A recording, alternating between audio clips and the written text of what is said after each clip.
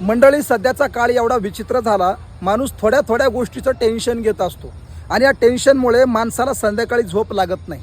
काही वेळा माणसं रात्रभर मोबाईल पाहतात, परंतु झोप काय लागत नाही. डोक्यामध्ये सारखी भणभण, सारखे विचार येतात. कधी माणसं झोपीच्या गोळ्यासुद्धा खातात, परंतु माणसाला झोप येत नाही. मंडळी, असं जर तुम्हाला होत असेल तर मी एक उपाय सांगतो, तुम्ही तो करा.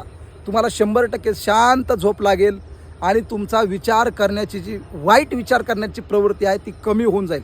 तर 100% जर तुम्हाला झोप लागत नसेल तर मी उपाय सांगतो, तुम्ही करा. व्हिडिओ पूर्ण पहा आणि चॅनलला सबस्क्राईब नक्की करा.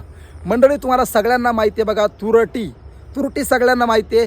काय करायचं, तुरटीचाच उपाय तुम्हाला सांगणार, तो करायचा आहे. मंडळी, तुम्ही ज्या पलंगावरती झोपता, ज्या बेडवरती झोपता, त्या पलंगाखाली एका काचाच्या वाटीमध्ये मीठ घ्यायचं आणि त्या मिठावरती त्या वाटीमध्ये तुरटी ठेवायची. तुरटी तुमच्या पलंगाच्या खाली, क्वाट खाली, बेड खाली ठेवायची आणि झोपायला तयारी करायची.